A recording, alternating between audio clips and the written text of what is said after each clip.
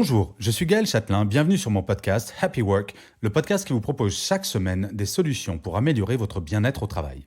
Avant de commencer cet épisode, je voulais vous remercier, vous qui m'écoutez. Oui, vous. Vous êtes désormais plus de 250 000 à avoir écouté Happy Work et franchement, ça me donne une énergie de dingue pour faire chaque épisode chaque semaine. Bref, merci à vous mes chers, très chers abonnés.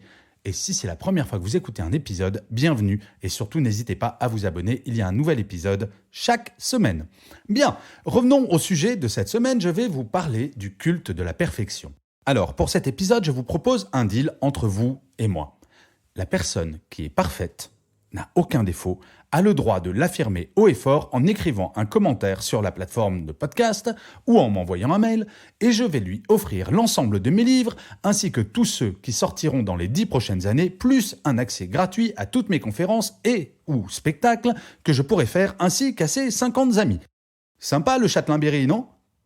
Eh oui, je ne prends aucun risque en promettant cela. Ne serait-ce que si quelqu'un affirme haut et fort qu'il ou elle est parfaite, quid de la modestie ?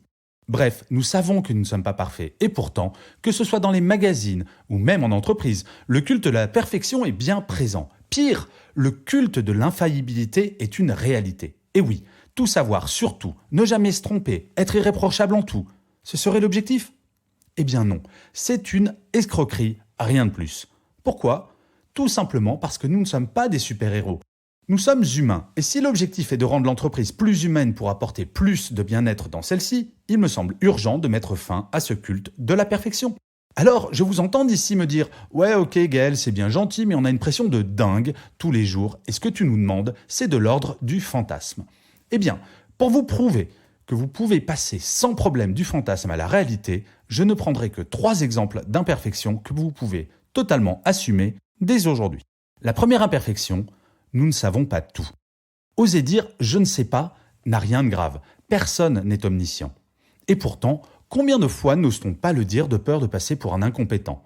Ne pas savoir n'a rien de grave. Ce qui serait grave, ce serait de ne pas savoir comment trouver l'information que l'on vous demande.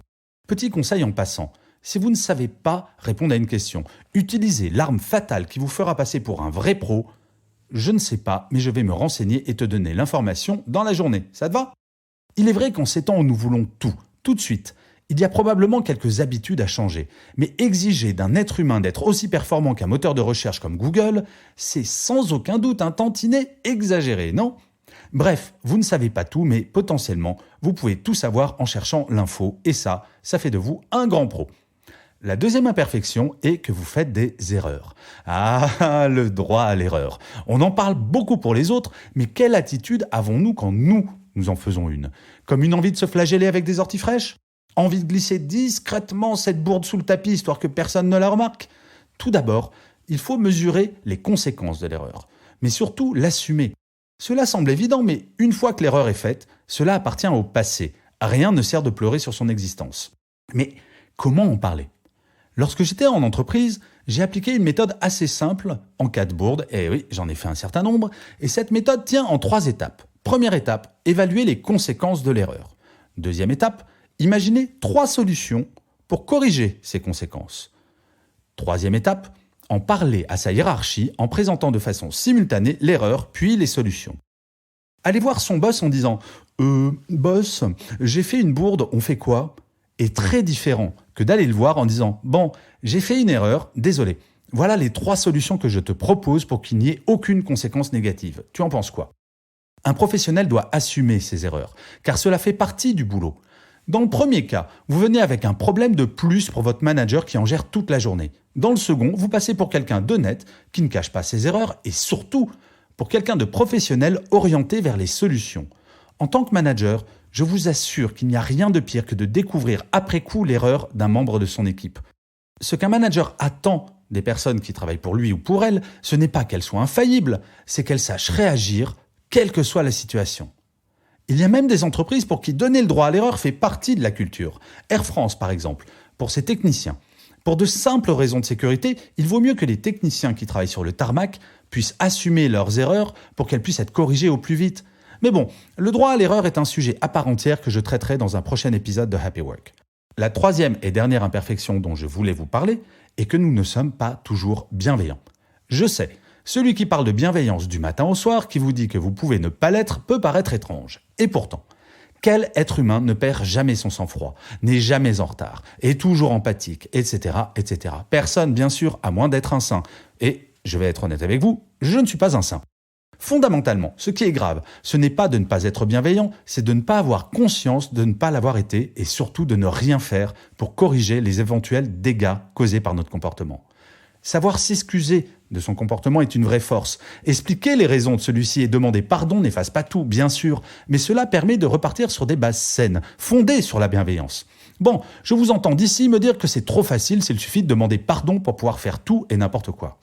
Bien sûr, il ne s'agit pas de faire cela chaque jour, mais si cela arrive de temps en temps, il n'y a rien de dramatique au final.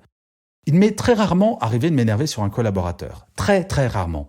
Mais il n'y a pas si longtemps, je me suis énervé juste avant une conférence contre mon camarade de jeu, Bob. À quelques minutes de monter sur scène, nous n'étions pas prêts et le stress a fait que j'ai perdu mon sang-froid contre lui. De façon stupide, je me suis emporté. Si je ne m'étais pas excusé quelques heures plus tard, il est probable que nous n'aurions plus du tout la même relation aujourd'hui. Bon, très honnêtement, nous ne sommes pas parfaits, que ce soit dans notre vie personnelle ou professionnelle. Et franchement, c'est très très reposant de l'admettre.